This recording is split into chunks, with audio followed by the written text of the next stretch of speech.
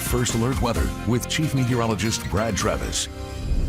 Well, quiet night, nothing on radar. We had a couple of showers earlier today as this boundary came through. It basically is the leading edge of slightly drier air. Dew point temperature dropped by 10 degrees. You probably didn't notice it not being a meteorologist, but you can feel it out there tonight. Now, tomorrow night, it's going to be even a bigger change. We're going to talk about that in a second. 69 degrees, so it's a little cooler than it was last night. One thing about dry air, you typically just feel it during the mornings and the evenings when the weather's really comfortable out there. The afternoons are not going to change much all the way into the weekend.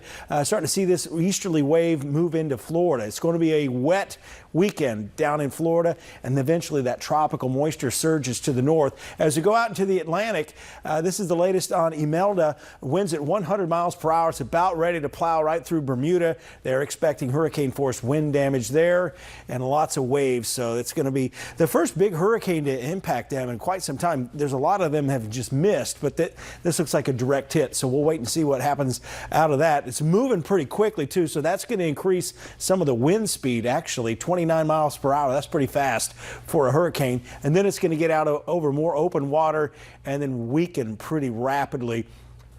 But the interaction with the island is not what's going to tear this apart. It's going to be some more wind shear and the cooler water temperatures off the coast, actually way out in the Atlantic. Weekend forecast, it looks good. It's just warm. But I went back and looked at the numbers, found the most recent really hot October. That was 2019. You remember that because it was a big drought there too. We hit 100 degrees at least 2 out of the 3 first days of the month.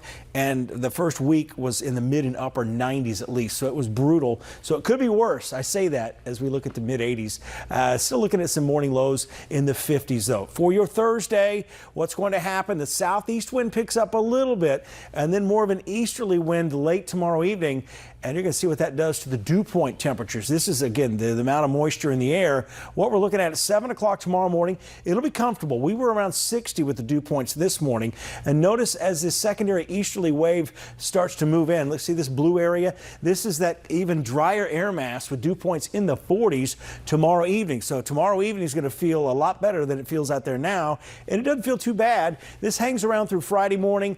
By Friday evening, we have dew points back in the mid 50s, but still comfortable. I say that because next week the mugginess is coming back. Dew points in the mid 60s, maybe even upper 60s. That deep tropical moisture starts to come back, and it's going to lead to rain chances increasing. We'll just have to see what the model guidance says tomorrow. If it still kind of shows what it has the last 2 days, we'll probably go at least 40% Monday and Tuesday for the chance of rain. And again, the temperatures you see there are dependent upon the amount of rain we get because more clouds, more humidity. You typically don't get as warm this time of year with the lower sun angle. So we could easily, if we get more rain, we'll see temperatures in the low to mid 70s next week. And that won't necessarily be a cold front. Right. That's going to hold off till later on towards the Liz Hurley ribbon run, maybe around the 18th. And that's always a toss-up on what the weather will be like exactly. for that It's kind of run. that transition zone. Exactly. But this week, some kids are out for fall break. Next week, another bulk of students will be out. They don't want rain. I know, they don't. But it looks like it's about to happen. Yeah, especially if they're headed to the beach. I mean, the beach looks wet down there this week, and they'll see periods of showers and some thunderstorms. So if they're getting a jump start on that, they may run into that. Especially down the farther south you go into Florida, the more rain there's going to be there. Something to keep in mind. All right, thanks, Brad. Well, tonight.